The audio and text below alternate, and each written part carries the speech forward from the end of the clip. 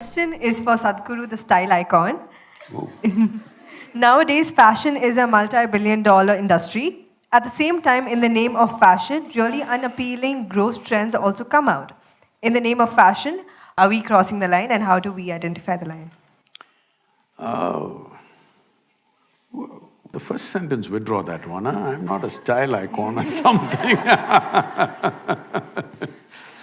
See, for those of you who do not know this, the third largest polluter on the planet is fashion industry right now.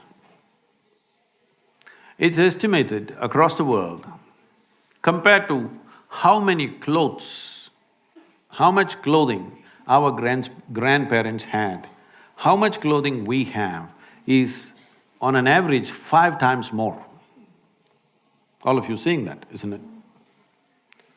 They're saying by 2025, that will double, that means we'll be 10 times more than our grandparents. Out of this, 95% is polyfiber. Polyfiber has entered our bodies, has entered the plants, has entered the animals, has entered the food chain, water, soil, everything. This is one thing that's gone under the radar. Everybody is trying to shoot at that little plastic bag, which must be done, of course, but the polyfiber cloth is the largest polluter which is going under the radar. It is sitting on our clothing, on our bodies, constantly polluting everything because the micro polyfiber is just getting into everything.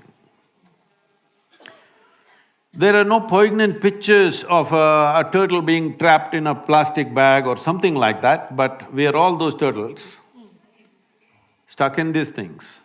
So one of the things that we are doing is, as you know from your history, that India was the greatest supplier of textiles to the rest of the world at one time. 60% of the world's exports was Indian textiles 300 years ago. It was systematically destroyed during the British era. Over 3 to 4 million people died in about 50 years simply because the industry was systematically knocked down. And that's one reason why when the English left, nearly 91 or 92% of the people were in agriculture because all these weavers went back to agriculture just for sustenance. That is why such small holdings all over the place and agriculture being in such disarray, one reason is because of destruction of handloom industries. To a point where one of the governor-generals said, the fields of India are bleached by the bones of the hand weavers in 1860, because millions died. So having said that, we still have the skills.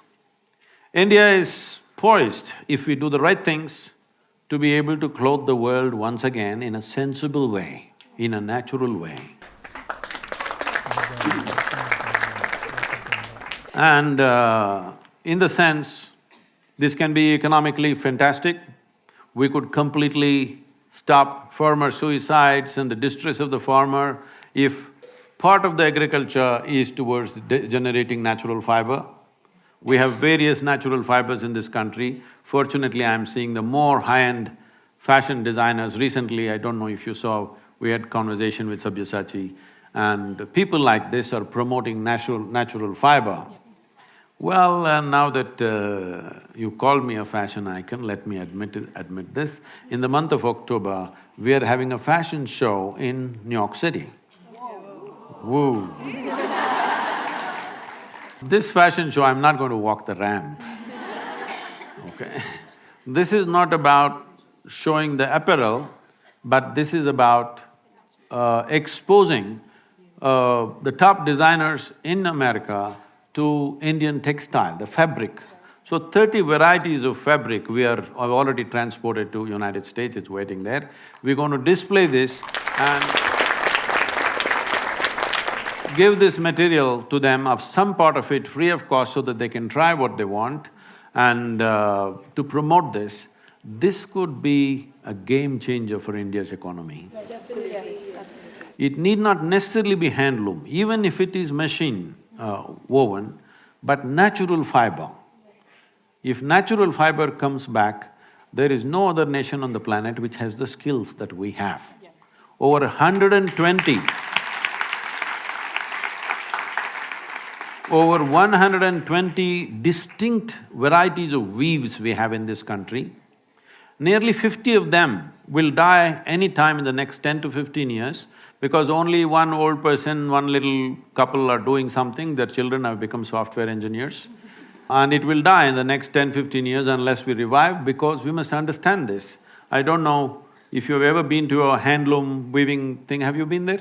Yeah. In Bangalore, there's a lot of silk saree weaving, you must go and see. At one time, my father believed that I will go into this because the larger family was involved in silk weaving. So I went there to see, I was just 17, I wanted to see how they do it. I was, cocky and like that. He's working on the loom, they're weaving a silk saree, he's just doing I think, at that time I think I'm smart, then I realized that's different. And I'm paying full attention and looking. Simply he's doing this, simply one flower opens up in the cloth, another flower opens up here, geometrically perfect. If you have to put this into your software, it will take so much effort. This guy's got it in his head simply. So, we have destroyed this mainly because of compulsory education. Okay? If a son or a daughter with their father or mother goes to the loom or to the agricultural field to work with their parents, the parents could be arrested because child labor. So we are determined to destroy all the skills in the country and have millions of graduates who have the attitude of the educated and who don't know how to do a damn thing in their life.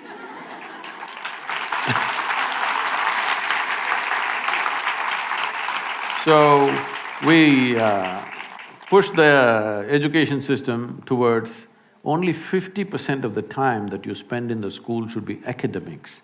Rest of the time in villages, agriculture, craft, music, dance, folk arts, many things. For the first time, the central government announced about a month ago, 50% of the time is academics. But to implement that, it'll take… the speed at which we move, it may take 10-15 years, because infrastructure, training, you need teachers and everything. So coming to fashion, I think all of you must be style icons in some way. That means you're not just imitating some rubbish that some model or somebody does, something that fits you. Because each body is made differently, there is a certain way to arrange aesthetics for your own self. For your body, and style is also for your mind and emotion, isn't it? Not just about your body. So it must arrange itself like that, and please, maybe right now it's not possible for everybody, at least one day in a week, please wear natural fiber. Many farmers will not die if you do just this one thing. At least one day in a week, wear natural fiber, you may save many farmers' lives because this will be a steady market. If you grow more vegetables, it goes on the street. If you grow less, it's always a struggle. But if part of it goes into producing natural fiber as it used to be in this country, we were the largest cotton and jute manufacturers in the world, but all wiped out. Time to get it back.